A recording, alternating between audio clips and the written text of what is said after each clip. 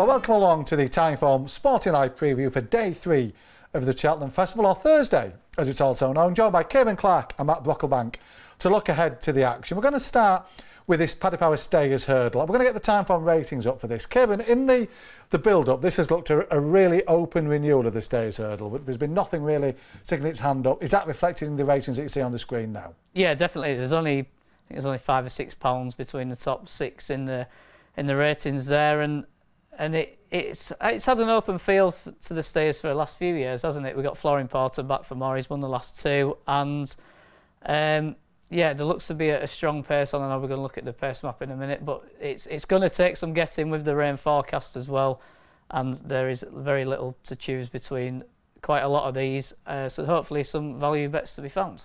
That's the job to be top at value bets, Matt. But before we kick into it, we're going to look at the pace map. The last couple of years, the theory's been that Flooring Porter have been given a bit of easy time of it up front. Danny Mullins has been able to do what he wants.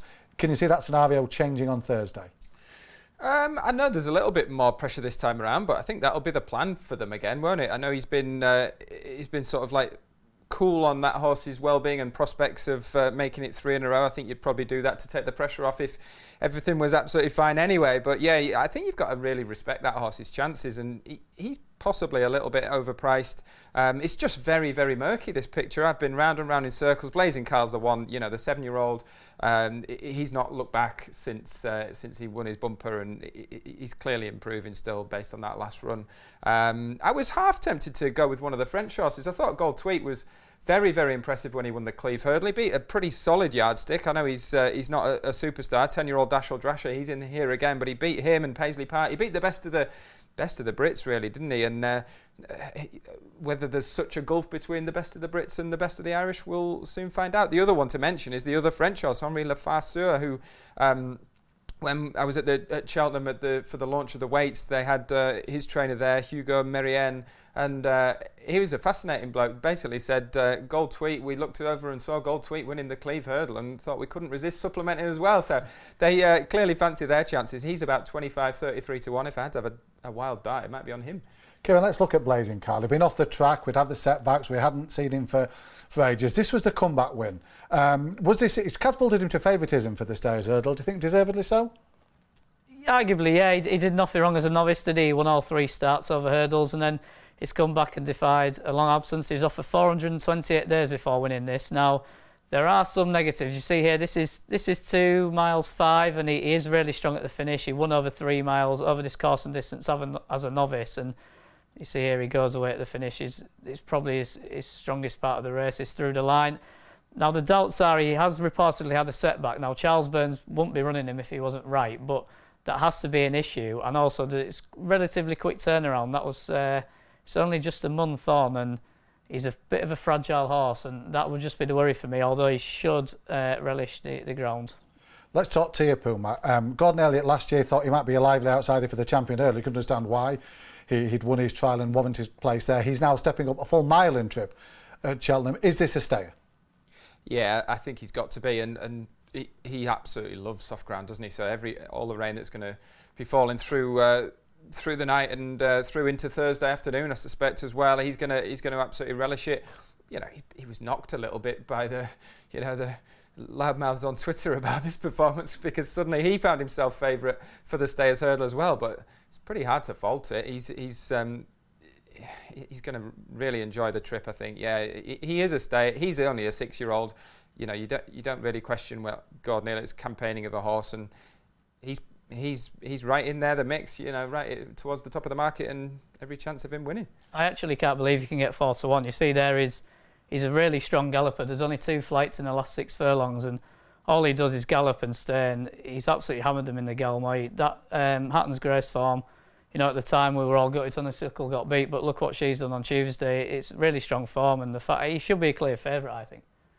Let's have a look at the Ryanair, the other Grade 1 feature that we've got on this Thursday card. Have a look at the Timeform ratings. And Kieran, this boils down to one thing. It boils down to Shishkin. And he basically, are you prepared to take the odds on that he's going to turn up and run within almost a stone of his best to win this? Well, I sat here when he ran at Ascot and said he had no chance, and then he proved me wrong there. So I think he will be very hard to beat. You know, there were question marks going into that Ascot run, weren't there? And the breathing up and the step up in trip clearly were the catalyst to bounce back to his best. One thing you normally need in this is a horse who's a really strong traveller, and that's what he is. And you see there, is that 12 pounds clear of Blue Lord, who put up a career best. You know, that Blue Lord rating comes from the win at Leopardstown, and he's got to probably find a stone from somewhere, having produced a career best there. So, and you know, on our Cheltenham preview, Ollie Bell came out with that stat, didn't he? That he's 6 from 6 when backing up off a short absence. So the bounce factor's not an issue. I think it's extremely hard to beat. Matt, let's talk about Blue Lord. We've got video footage of him. He's had a sort of up and down season, really, hasn't he? Brilliant one day and then not his best. Do you think this is a natural fit for Blue Lord? Is this where you think they would have run him, given the choice of the races? Yeah, quite probably. I think that's what Willie Mullins stated right back at the start of the season. He was certainly kind of like in two minds, suggesting that they might end up having to move up in distance. He's had a pretty good campaign, hasn't he? He's won his Grade 1, and he showed that there was plenty of life in him, and he was obviously disappointing on the day when we last saw him at the Dublin Racing Festival. Maybe the ground was a little bit lively for him that day. I think he'll definitely benefit for the move up in distance. He's another one that in with a very decent chance of chasing Shishkin home, because his stablemate Jannendale looks to have been really trained for this race, doesn't he? And he was quite impressive when he came back and won. He actually beat Houghton Couleur. There's some interesting form lines in this, isn't there? He beat Houghton Couleur when we last saw him, and that horse, obviously if Jannendale goes close or even wins the Ryanair Chase, that horse is going to get very short in the plate on the same day on Thursday. And we've also got two interesting outsiders. They're taking a chance with Garlaw in this race and French Dynamite. So they were first and second in the Paddy Power Gold Cup at the start of the season, and the third from that race, Midnight River, he's in the plate as well. So, act quickly, think on your feet if you're watching the Ryanair Chase with a view to maybe a bet in the plate. Yeah, very good point. Let's look at the turners. This has got a lot of people, a lot of time figure gurus will tell us one of the bets of the week in Mighty Potter for Gordon Elliott. 176p, if my eyesight isn't failing me, fingers crossed it isn't. £6 and a p clear of Balco Coastal. Are you in the good thing camp? I'm not. I'll take him on at the prices, which might look pretty silly come 20 to 2, but I just think there's reasons to doubt that form in Ireland. He beat Gallard de Minale, but that was over a trip well short of Gallard de Minale's best. He's come out and won the National Hunt Chase over a mile further, and most of these could be adamantly chosen by 8.5 lengths, couldn't they? I mean, that might be being a bit harsh to adamantly chosen, but for such a short price, I thought he was one to take on. And I know me and Matt were discussing just before we came on now, we've probably landed on the same one against him. We've got the Mighty Potter video, Matt. This is him in winning action. He's a horse who Gordon Elliott thinks the absolute world of, as you would expect. Bombed out at Cheltenham last year, though. Would that be on the back of your mind? Possibly. There was a little bit about the ground that day, wasn't there? Because obviously it was a bit drier than he's used to, and he's subsequently been winning on really soft ground, and he is a bit of a big soft ground monster, but he proved this day at the Dublin Racing Festival that he can handle all kinds of conditions, and he's never looked better really than this day. He's not the best jumper in the race, so I wouldn't hold the Cheltenham thing against him too closely. I actually fancied him for last year's Supreme, as it turns out. He's not the best jumper in the race, and I think we've landed on the best jumper in the race, which is Paul Nicholls' trained Stage Star. Just a 7-year-old on a real sharp upward curve, a horse with loads of potential to keep on improving as we go. He loves soft ground. He was really impressive, I thought, in the time for Novices Handicap Chase in the new year, and that race does throw up really good horses. We've had plenty of festival winners come out of that race in the past. They were considering, weren't they, maybe running over 3 miles in Wednesday's race in the Grade 1. They were maybe considering the plate. It's ballsy to come here to take on Mighty Potter in the plate, but I think they've stuck to the plan A. They've stuck to running him on the new course. I think that was a really big thing that he benefited from in the new year. And you can completely scrap his form, a bit like Mighty Potter. He pulled up at Cheltenham last year, but he sort of buried that hatchet, I thought, last time out at Cheltenham when he won, because Paul Nicholls had already stated that last year at Aintree and Cheltenham he was suffering from ulcers. So they had that all treated. He looks like he's been turned inside out, and he's on a real upward trajectory. I think we're getting 10 or 12 to 1 about him. I couldn't put anyone off each way, but I'd probably end up backing him to beat Mighty Potter.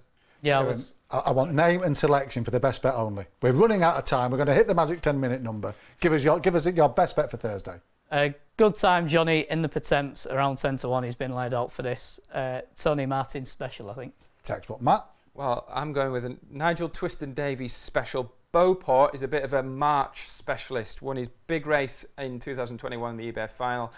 He won a lovely race at Uttoxeter, last March. I'm hoping he does the March treble and wins the Kim Muir under Zach Baker in 5:30.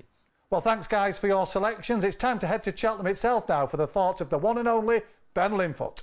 Great stuff, thanks Dave. Loving the show again. You guys are absolutely smashing it up there in Leeds this week. It is day 2 of the Cheltenham Festival at Prestbury Park, but we are here to talk about day 3, and hopefully I've got an each-way selection for you in the Pertemps final. It's level never ending for Gordon Elliott, a man who's won the Pertemps many times before, and he won it with Cider Burley, who ran in the Warwick qualifier in cheap pieces, came here in first-time blinkers and won the Pertemps, and hopefully Gordon can do it again with this horse, because Level Never Ending was a real eye-catcher in the Warwick qualifier last time, a race that found the Pertemps winner this time last year when Third Wind came out of there and won at Cheltenham. And Level Never Ending, it was just a qualifying run really. He was hands and heels all the way round, ran on into third under Sam Ewing, who takes the ride again on Thursday, and he was a real eye-catcher. He sneaks him at the bottom of the weights, and at 33-1 I think he's the each-way bet of the week. So Level Never Ending for me in the Pertemps. Good luck with your selections, guys. See you on Friday.